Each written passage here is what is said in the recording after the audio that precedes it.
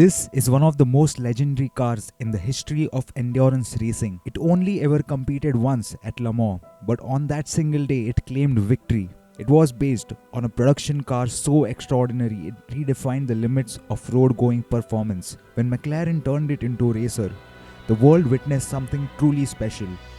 This is the story of the McLaren F1 GTR, a car that started life as the ultimate road car, became a reluctant race car, and went on to achieve one of the greatest victories in motorsport history. If you like such legendary car stories, hit the like button and smash that subscribe button for more such car content. In the late 1980s, Gordon Murray, the genius behind multiple Formula One championships, had a vision not to build another race car but to build the greatest road car ever.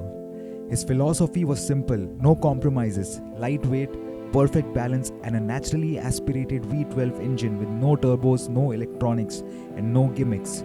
The result was the McLaren F1, unveiled in 1992. It had a 6.1-litre BMW V12 producing 618 horsepower, a central driving position with two passenger seats flanking the driver, a body made of carbon fiber years ahead of its time, and a weight of just 1138 kilograms. The stats were astonishing. In 1998, an F1 road car hit 240 miles per hour, making it the fastest production car in the world, a record that stood until the Bugatti Veyron came along. And here's the crazy part: none of this was meant for racing. Murray wanted it to be the purest driver's road car ever built. But while Murray resisted the idea of racing, the world of motorsports was changing. Group C racing had collapsed in the early 90s, leaving a gap at the top of sports car racing. In its place came BPR Global GT Series, which allowed modified road cars to compete. Suddenly, manufacturers like Ferrari, Porsche, and others were jumping in. Privateer teams looked at the McLaren F1 and saw potential. Ray Belm and Thomas Buescher, both wealthy racers and team owners, approached Murray directly. They wanted to take the ultimate road car and turn it into a Le Mans contender. At first, Murray said no. The F1 was too pure, too special, and wasn't designed for 24 hours of brutal endurance racing. But the pressure kept mounting. Eventually, McLaren relented, and the F1 GTR was born.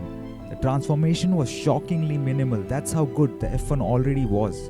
To meet regulations, they added a restrictor to the BMW V12, cutting power slightly to around 600 horsepower. They stripped the interior, fitted a racing seat, a roll cage, and carbon brakes. A larger rear wing and additional cooling ducts were added for endurance racing. But the engine, the gearbox, and much of the core design remained untouched. Remember, this was still essentially a road car. That meant McLaren engineers worried about whether the gearbox could even last 24 hours at Le Mans. Still, when the F1 GTR debuted in 1995 BPR Global GT season, it dominated, winning the first 6 rounds.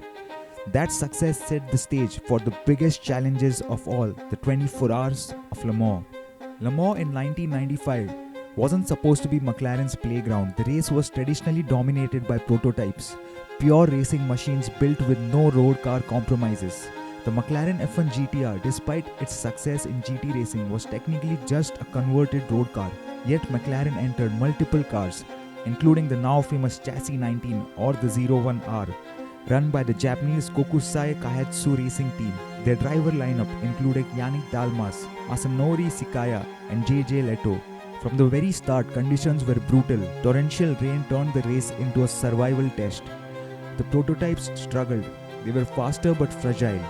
One by one, they all fell apart. The McLaren F1 GTRs, meanwhile, just kept going. Reliable, stable, and quick enough in the wet, they climbed the order. After 24 grueling hours against all odds, the McLaren F1 GTR crossed the line first. On its Le Mans debut, a car that wasn't even designed for racing had beaten the world's best prototypes. McLaren just didn't win. They finished 1st, 3rd, 4th, 5th, and 13th overall. It was one of the most shocking and glorious victories in motorsport history. The victory instantly cemented the McLaren F1 GTR as a legend. No other production-based car had ever achieved such a feat at Le Mans. In the following years, McLaren continued to evolve the GTR. The 1996 and 1997 versions were more extreme, with long tail bodywork and more focus on aerodynamics. But the magic of 1995 could never be replicated, and the original F1 road car still holds the crown as the fastest naturally aspirated production car ever built. Nearly 3 decades later, no one has beaten its 240 miles per hour record without turbochargers or hybrid assistance. The McLaren F1 GTR is more than just a race car. It's a proof that the greatest road car ever built could also conquer the toughest races in the world. On its very first attempt, it's a story of vision, persistence, and engineering brilliance that still gives McLaren its place among motorsport's immortals. So the next time you see a modern hypercar boasting insane numbers, remember, back in 1995, a car designed for the road walked into Le Mans and beat the best. That's why the F1 GTR is one of the greatest race cars of all time.